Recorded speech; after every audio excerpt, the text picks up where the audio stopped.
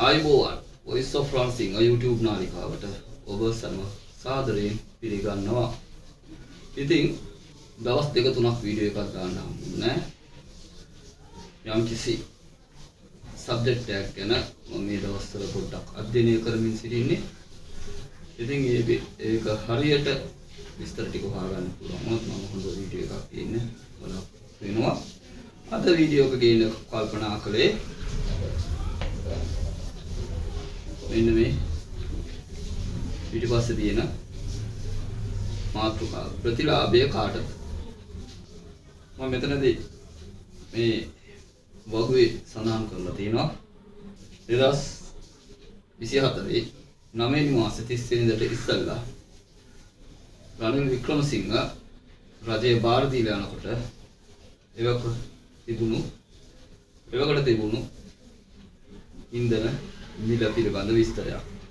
ඒකේ octane 92 petrol ලීටරයක් 332කට අලෙවි වෙලා තියෙනවා. 95 377යි.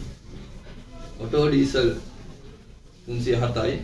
352යි සුපර් ඩීසල් සහ භූමි තෙල් රුපියල් 202ක් විදිහට තමයි ලීටරේ සඳහන් වෙලා තියෙන්නේ. කොහොම වුණත් 24 9 මාසේ 21 වෙනිදා අනුකුමාර දිසානායක ජනාධිපති ධූරයට පත්වීමත් සමග සෑම මාසකම වරක් සිදුවන මේ ඉන්ධන සංශෝධනය ඉන්ධන සූත්‍රයට අනුව සිදුවුණේ ඉන්ධන සංශෝධනයෙන් 2024 9 මාසේ 30 වෙනිදා මිල සංශෝධනයක් ගෙනාවා. ඒ ඔක්ටේන් 92 පෙට්‍රෝල් 332ට තිබිච්ච එක 311ට අඩු කරා. ඉතින් මේ විස්තර ටික සම්පූර්ණයෙන් මෙතන සඳහන් වෙලා තියෙනවා. මම මේ පිළිබඳ එකින් එකට විග්‍රහ කරන්න ගියොත් ඔබට බොහෝ කාලයක් ගත වෙන්න පුළුවන්. ඔබට බලමට මේ විස්තර ටික මෙතන තියෙනවා. මම මේ කොළ පාටින් සඳහන් කරලා තියෙන්නේ ධනාත්මක විදියට මිල අඩුවීම සහ මේ රතු පාටින් සඳහන් කරලා තියෙන්නේ මිල වැඩි වීම. කහ පාටින් සඳහන් කරලා තියෙන්නේ පැවතුණු ගිය මාසයේදී පැවතුණු මිලම මේ මාසයේදී පවත්වාගෙන යාම සඳහන් කරන්නයි මේ කහ පාටින් මේ මිල මම පෙන්වන්න කරලා තියෙන්නේ. මට මෙතනදී පෙන්වන්න ඕන උනේ මේ ටික විශේෂයෙන්ම රනිල්ගේ පාලන සමයේදී තිබුණු මිල සහ අවසාන වතාවට ඊයේ දිනේදී මිල සංශෝධනයත් සමග සිදුවුණු ඒ වෙනස්කම් පිළිබඳව විග්‍රහයක් ඔබට ගේන්න. ඒ අනුව රනිල් රට බාර දෙනකොට රුපියල් 332කට මම මේ එක කොටසක් විතරක් උදාහරණයට ගන්නම්. කොහොමද? එතකොට ඔබට පුළුවන් අනිත් ඒවා පිළිබඳවත් යම්කිසි අවබෝධයක් ලබා ගන්න මේකට සමානව. ඉතින් රුපියල් 332කට තිබුණු ඔක්ටේන් 92 පෙට්‍රල් ලීටරය ඊයේ දිනේ වෙනකොට රුපියල් 299 දක්වා මිල පහළ වෙලා තියෙනවා. ඉතින් රුපියල් 33ක මිල අඩු වීමක් මේ මාස 7ට සිදු වෙලා තියෙනවා. විශේෂයෙන් සඳහන් කරන්න ඕනේ දෙවෙනි මාසෙට ගිය මාසයට මිල සංශෝධනයේදී කිසිම වෙනසක් සිදුුනේ නැහැ. ඉතින් මෙතනදී ඊයේ දිනේ වෙනකොට රුපියල් 33ක් පෙට්‍රෝල් ලීටරයකින් අඩු වෙලා තියෙනවා. මෙතනදී ඔබට බලා ගන්න පුළුවන්.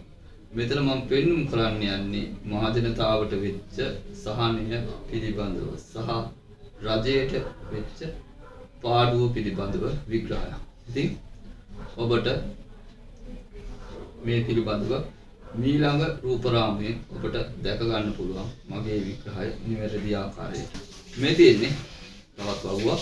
මම මෙතනදී ගත්තේ ඔක්ටේන් 92 පෙට්‍රල් ලීටරය පෙට්‍රල් පිළිබඳව විග්‍රහය තමයි මෙතනදී ගන්නෙ. ඔබට පුළුවන් ඉතුරු දේවල් සම්බන්ධව මේ හා සමානවම අවබෝධය ඇති කරගන්න. ඉතින් සාමාන්‍යයෙන් දෛනික ඉන්ධන පරිභෝජනය ඔක්ටේන් 92 පෙට්‍රල් බැරල් 28000ක් දිනකට පරිභෝජනය වෙනවා කියලා වෙබ්සයිට් එකේ අන්තර්ජාලය සඳහන් වෙනවා. ඒක වෙනස් වෙන්න පුළුවන් සමහර විට අට ලැබුණු තොරතුරු අන්තර්ජාලයේදී. ඒ නිසා මම ඉදිරිපත් කරන ගණන් කිලව සම්බන්ධව ඔබ නිශ්චිත වශයෙන්ම ගන්නවට වැඩිය මම මේ ඉදිරිපත් කරන කාරණාව සම්බන්ධයෙන් ඔබගේ අවධානය යොමු කරනවා නම් හොඳයි කියලා හිතනවා. ඉතින් මෙතන දෛනික ඉන්ධන පරිභෝජනය හැටියට ඔක්ටේන් 92 පෙට්‍රල් බැරල් 28000ක් ලංකාවේ දෛනිකව භාවිතයට ගැනීම සුළු තමයි සඳහන් වෙන්නේ. ඒ වගේම දැන් බැරල් එකක් කියන්නේ ලීටර් වලින් ගත්තම මෙතන ලීටර් 159ක් බැරල් එකකට එනවා. ඒ කියන්නේ එක පෙට්‍රල් බැරල් එකක් ලීටර් 159කින් යුක්තයි. සමහර විට මේ බැරල් එක ලීටර් එකකට සමානව පාර්ලිමේන්තුවේ NCP ආණ්ඩුවට බලය ලැබිලා තියෙනවා කියලා දෙන්න පුළුවන්. ඒත් 150යි මිනිත් 159යි 159. ඉතින් ඒ අනුව දෛනිකව ඉන්ධන පරිභෝජනය ලීටර් වලින් සඳහන් කරොත් 44,52,000ක් හැටියට තමයි අපිට ගණන් හදලා බලුවොත් ලැබෙන්නේ. ඒ අනුව දිනකට රජයට අහිමි වන මුදල. ඒ කියන්නේ රනිල් මේ රට බාර දීලා යනකොට තිබුණු මිල අනුව මිල තිබුණේ 332යි ඔක්ටේන් 92 පෙට්‍රල් ලීටර.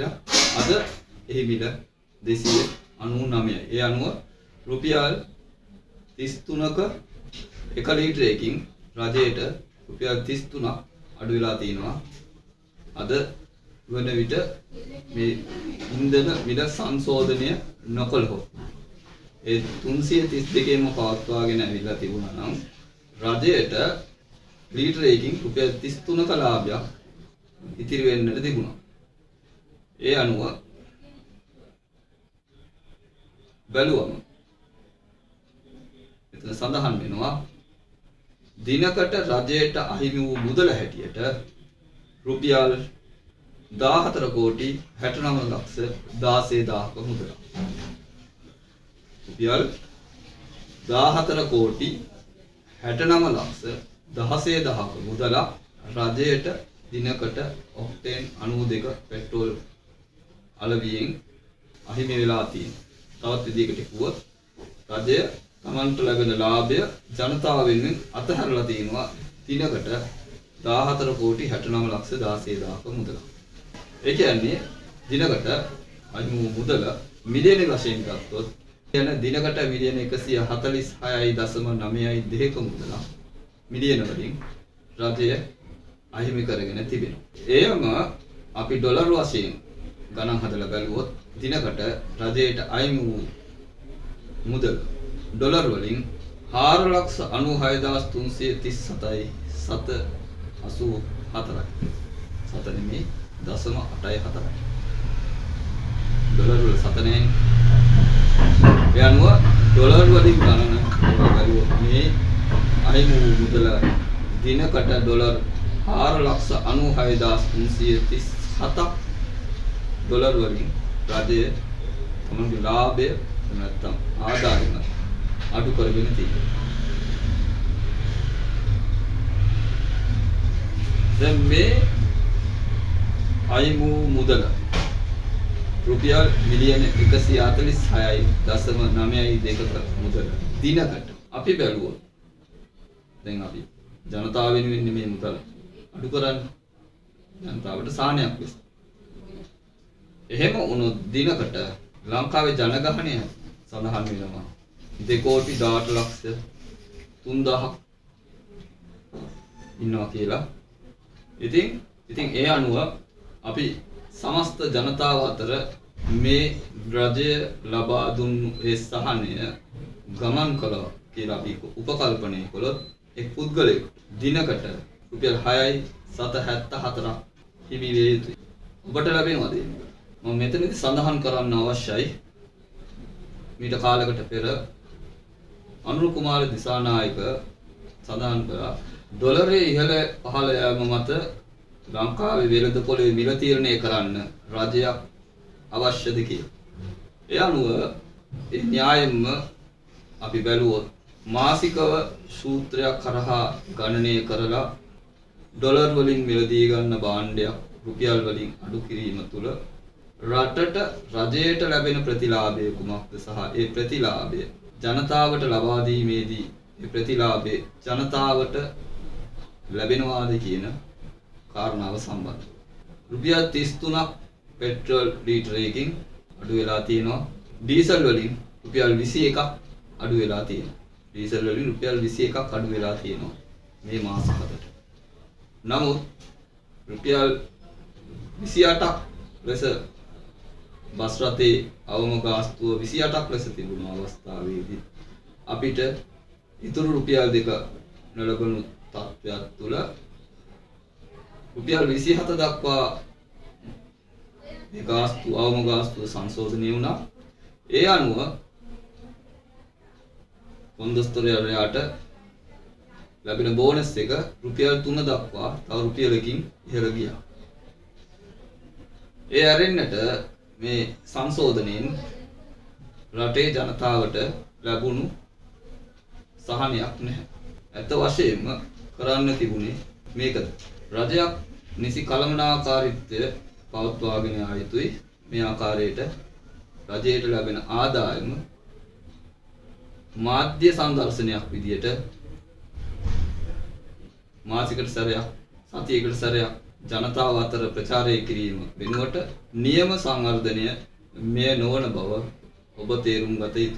මතක් සිතා බලන්න දිනකට 14 කෝටි 69 ලක්ෂ 16000ක මුදලක් කියන්නේ මේ මාස 7ට කීයද? අපි බැලුවොත් කෝටි 14ක් හැටියට මේ බැලුවොත් මම දැන් ඒක වැඩි කරලා බැලුවා එල්ලගෙන මාසෙට 4 බිලියන 407 මිලියන 480,000ක් වෙනවා. මේක මම තවත් කොටසක් මේ වීඩියෝ එකේ තව කොටසක් ඉදිරියට ගේනවා. මොකද මේ දැම්මම මගේ හිතවතුන් කීප දෙනෙක් තමයි මම හිතන්නේ මේ බලන්න. WhatsApp එකේ මම යවුවම ඒ අය කීප දෙනෙක් තමයි මේක ක්ලික් කරන්නේ. බලන්නෙත් ඒ අයගෙන් සුළු පිරිසක් තමයි මේ ඒ ඉන්න මේක දිගට යන්න දාන්න අමාරුයි මේ වීඩියෝ එක. නමුත් මට කරන්න දෙයක් නැහැ. මේක හොඳයි කියලා හිතෙනවා ඔබ කාලය අරන් මේක බලන්න. පුළුවන් උපරිමයෙන් මම කෙටි කරනවා. මෙතනින් මම මේ සාකච්ඡාව මේ කොටස මෙතනින් අවසන් කරනවා. ඊට කොටස නැවත මම ගේන්නම්. මෙතන මාසෙකට 4 බිලියන 407 මිලියන 480,000ක රජයට අය විය යුතුව තිබුණා. එහෙම නැත්නම් රනිල් වික්‍රමසිංහ රජය බාර දෙනකොට ලැබෙමින් තිබුණු මුදල අහිමි කරගෙන තියෙනවා මාසකට. මේකම අපි මාස 7ක් වෙනවා දැන්. මේ මාස 7ට අපි ඒක ගණන් කරලා බලමු. බිලියන 30යි මිලියන 852යි 360,000ක් වෙනවා. මේ මාස 7ට ඉන්ධන සංශෝධනය නොකර සිටියා නම් රජයට හිමි විය යුතුව තිබුණු ආදායම. නැවතත් මම කියන්නේ රජය මේ මාස 7ට ඔක්ටේන් 92 පෙට්‍රල් වලින් පමණක් රජය අහිමි කරගත්තු ආදායම 30 බිලියන 852 මිලියන 360,000ක ආදායමක් රජය අහිමි කරගෙන රජය ජනතාවට ලබා දුන් සහනය කොපමණද? ඒ පෙට්‍රෝල් ඉන්ධන අඩු කිරීම තුලින් ඔබට මට ලැබුණු සහනය කුමක්ද? කතා කරමු ඊළඟ වීඩියෝ එකෙන් මේකේ තවත් කොටසක්. ඉතින් මේ වීඩියෝ එක නරඹලා යමක් හොඳයි කියලා හිතෙනවා නම් subscribe කරන්න. bell button එක ඔබලා අපේ notification ටික ඒ මොහොතේ ලබා ගැනීමට ඉකි වෙන විදියට ඒ bell එක ඔබලා සම්බන්ධ වෙන්න. ඉතින් මේක හොඳයි කියලා හිතෙනවා නම් තවත් අයට මේක ප්‍රචාරය කරන්න. වෙනස්ම විදියට මේ නාලිකාව කරන්න බලාපොරොත්තු වෙනවා. සමහර විට මේ මට නම් මේ කතා කරන දේ නිවැරදි හැටියට තමයි මම දකින්නේ. ඔබට සමහර විට එසේ නොවන්නට පුළුවන්. එකම එක දෙයක් කියලා යනවා. ඒ තමයි 1975 දී ඩොලර් එක රුපියල් 6යි. අද 296යි. හෙට කීය වේද? සංවර්ධනය සම්බන්ධව නිසි වැටහීමකින් යුතුව ගමන් කරන්න ඔබට මේ මම අවසානයට කියපු කාරණා උපකාර වෙයි කියලා හිතනවා. එහෙනම් තවත් වීඩියෝකින් ඔබව සම්බන්ධ වෙනතුරු ඔබට සුබ අනාගතයක්.